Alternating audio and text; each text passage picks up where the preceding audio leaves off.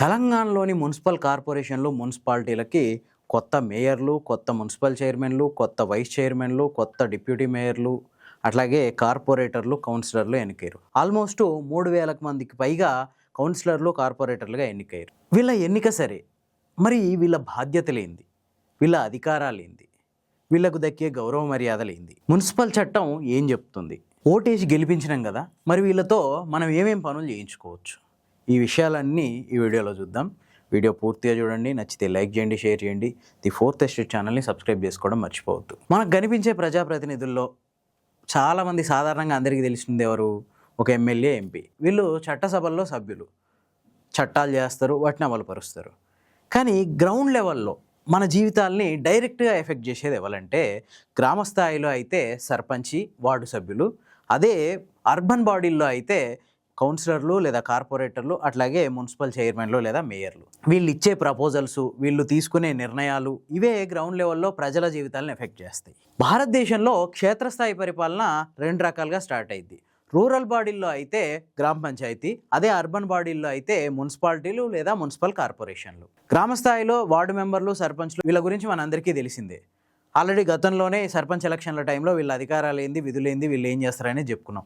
అట్లనే ఇప్పుడు మున్సిపాలిటీలు, మున్సిపల్ కార్పొరేషన్ల ఎలక్షన్లు పూర్తయినాయి. వీటికి కొత్త పాలక వర్గాలు ఏర్పడ్డాయి. మరి వీళ్ళు ఏం చేస్తారు? ఫస్ట్ మున్సిపాలిటీలు అంటే ఏందో చూద్దాం. చిన్న పట్టణాలు అంటే 10-15 వేల జనాభాకు పైగా ఉంటే, అక్కడ ఉన్న పరిస్థితులు అర్బనైజేషన్కి దగ్గరగా ఉంటే వాటిని మున్సిపాలిటీలుగా మార్చొచ్చు. 15,000 మధ్య నుంచి 50,000 జనాభా లోపు ఉండే వాటిని మైనర్ మున్సిపాలిటీలు అంటారు. ఆ తర్వాత 50,000 నుంచి 1,00,00,000 వరకు జనాభా ఉన్న పట్టణాలని మేజర్ మున్సిపాలిటీలుగా చెప్తాం.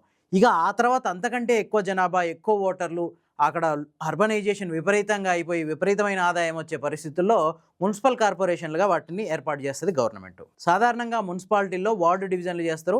ఆ వార్డులకు ఎంపిక అయ్యే వ్యక్తిని కౌన్సిలర్ అంటారు.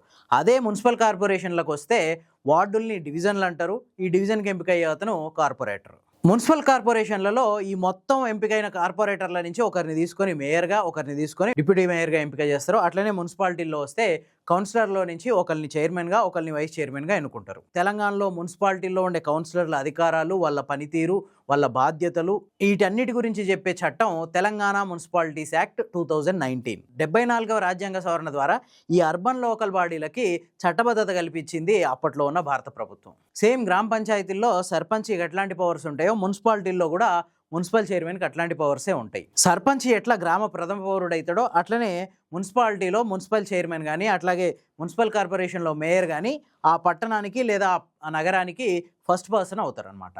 మరి వీళ్ళ బాధ్యతలు ఏంది? పారిశుద్ధ్యం, మొక్కల పెంపకం, రోడ్లు, డ్రైనేజీ, డ్రింకింగ్ వాటర్ సరఫరా, వీధి దీపాల నిర్వహణ, ప్రజలు చేసే ఫిర్యాదుల్ని పరిష్కరించడం, జనన మరణ ధృవీకరణ పత్రాల పంపిణీ, ప్రాపర్టీ ట్యాక్స్ వసూలు, ఇట్లాంటి అధికారాలన్నీ మున్సిపాలిటీలు లేదా మున్సిపల్ కార్పొరేషన్లకు ఉంటాయి. ప్రతి నెల ఈ మున్సిపాలిటీ కౌన్సిల్ లేదా మున్సిపల్ కార్పొరేషన్ కౌన్సిల్ ఖచ్చితంగా ఒక మీటింగ్ నిర్వహించాలి, మొత్తం కౌన్సిలర్లు, కార్పొరేటర్లతో కలిసి. ఈ సమావేశాల్లోనే కౌన్సిలర్లు లేకుంటే కార్పొరేటర్లు వాళ్ళ వార్డులు లేదా వాళ్ళ డివిజన్లలో ఉండే సమస్యల్ని ఈ సమావేశం దృష్టికి తీసుకురావాలి. అక్కడ చర్చించి వాటికి పరిష్కారానికి చర్యలు తీసుకోవడం, అట్లాగే ఆయా వార్డులు లేదా డివిజన్లలో కావాల్సిన అభివృద్ధి పనులు, వీటన్నిటి గురించి ఇక్కడ చర్చ చేసి, ఇక్కడ అంగీకరించి, ఇక్కడ ఆమోదం పొందిన తర్వాతనే మన వార్డుల్లో, మన గల్లీల్లో పనులు స్టార్ట్ అవుతాయి అన్నమాట.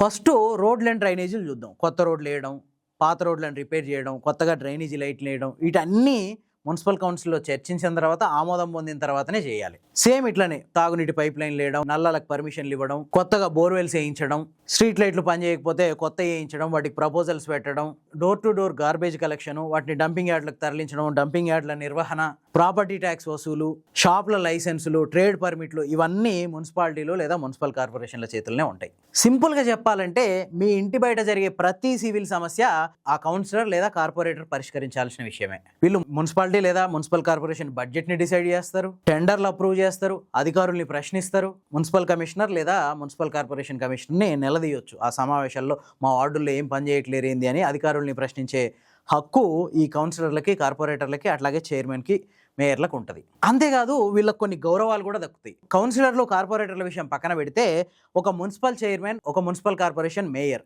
వీళ్ళు ఏంటంటే ఆ పట్టణానికి లేదా ఆ నగరానికి ఫస్ట్ పర్సన్స్. ఆ మున్సిపాలిటీ లేదా మున్సిపల్ కార్పొరేషన్ పరిధిలో ఎక్కడ ఏ ప్రభుత్వ అధికారిక కార్యక్రమం జరిగినా వీళ్ళ ఆధ్వర్యంలోనే, వీళ్ళ అధ్యక్షతనే జరగాలి. ఇక్కడ ఎమ్మెల్యేలు ఎంపీలు జోక్యం చేసుకుంటానంటే కుదరదు.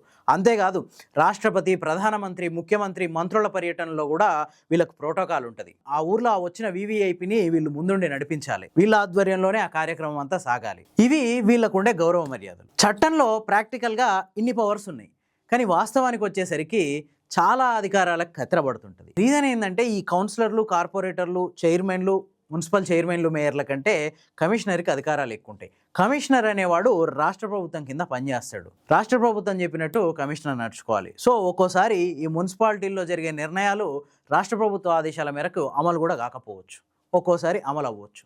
కింద ఆడే ఈ మున్సిపాలిటీలు, మున్సిపల్ కార్పొరేషన్లైనా పైన ఆడించేది స్టేట్ గవర్నమెంట్. అట్లాగే ప్రతి మున్సిపల్ కౌన్సిలర్లు లేదా ప్రతి కార్పొరేటర్కి వాళ్ళ డివిజన్లలో నెలకొన్న సమస్యల పరిష్కారం కోసం ప్రపోజల్స్ పెట్టవచ్చు, వాటి కోసం కొట్లాడొచ్చు. కానీ అప్రూవ్ చేయాలా వద్దా అన్నది మున్సిపాలిటీ నిర్ణయిస్తుంది. ఆ మున్సిపాలిటీకి ఆ ఫండ్స్ ఇవ్వాలా వద్దా అన్నది రాష్ట్ర ప్రభుత్వం నిర్ణయిస్తుంది. సో ఒక మున్సిపల్ కౌన్సిలర్కి ఎన్ని హక్కులున్నా ఆ కమిషనర్ దగ్గరికి వెళ్ళేసరికి అవన్నీ కమిషనర్ నిర్ణయం మీద ఆధారపడి ఉంటాయి. రాష్ట్ర ప్రభుత్వం అనే ఒక గొడుగు కింద ఇవన్నీ పనిచేయాల్సిందే.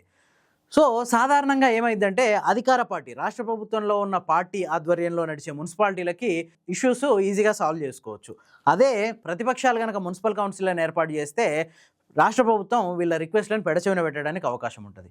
సో దీనికోసమే సాధ్యమైనంత వరకు లోకల్ బాడీల్లో అధికార పక్షానికి ఓటేస్తుంటారు అన్నమాట. ఇదంతా ఒక విధంగా ఉంటే మరి అవిశ్వాసం అనే కత్తి కూడా వీళ్ళ మెడ మీద ఎలాడుతుంటుంది మున్సిపల్ చైర్మన్లు, అట్లాగే మున్సిపల్ కార్పొరేషన్ చైర్మన్లు. వాస్తవానికి తెలంగాణ మున్సిపల్ యాక్ట్ 2019 ప్రకారం మున్సిపల్ చైర్మన్లను కానీ, వైస్ చైర్మన్లను కానీ, మేయర్లను కానీ, డిప్యూటీ మేయర్లను కానీ వాళ్ళు ఎన్నికైనా 4 సంవత్సరాల వరకు వాళ్ళ మీద ఎట్లాంటి అవిశ్వాస తీర్మానం పెట్టడానికి అవకాశమే లేదు అసలు. సాధారణంగా వీళ్ళ పదవీ కాలం 5 సంవత్సరాలు. 5 సంవత్సరాల్లో 4 సంవత్సరాల పాటు వీళ్ళ మీద ఎట్లాంటి అవిశ్వాస తీర్మానం ప్రవేశపెట్టడానికి అవకాశం లేదు.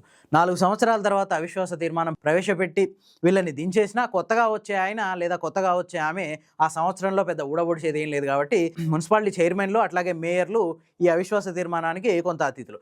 కానీ ఏదైతే ఈ కార్పొరేటర్లు, కౌన్సిలర్లు ఉన్నారు కదా, వీళ్ళ మీద మాత్రం నిరంతరం ఈ అవిశ్వాసం అనే కత్తి వీళ్ళ మెడ మీద వేలాడుతూనే ఉంటుంది. అది ఎట్లా అంటే ఒకటి తెలంగాణ పంచాయతీరాజ్ చట్టం అనేది ఈ కౌన్సిలర్లు, కార్పొరేటర్లకు కూడా అమలు అవుద్ది. దాని ప్రకారం ఏంటంటే మొక్కల పెంపకం వీళ్ళ బాధ్యత అని చెప్పిన కదా, ఆ బాధ్యతలో గనక విఫలమైతే, తన అధికార పరిధిని దాటి ప్రవర్తించి ఏదైనా విషయంలో వీళ్ళు తప్పు చేస్తే వీళ్ళని ఆ పదవి నుంచి తొలగించడానికి కలెక్టర్కి అధికారం ఉంది. సో ఈ అవిశ్వాసం అనేది సాధారణంగా అధికార పార్టీ సభ్యుల మీద ప్రయోగించకపోవచ్చు, కానీ అదే ప్రతిపక్ష పార్టీలు ఉన్న చోట ఇట్లాంటి అవిశ్వాస తీర్మానం అనే కత్తుల్ని ప్రయోగించి వీళ్ళని పదవి నుంచి తొలగించడానికి అవకాశం ఉంటుంది.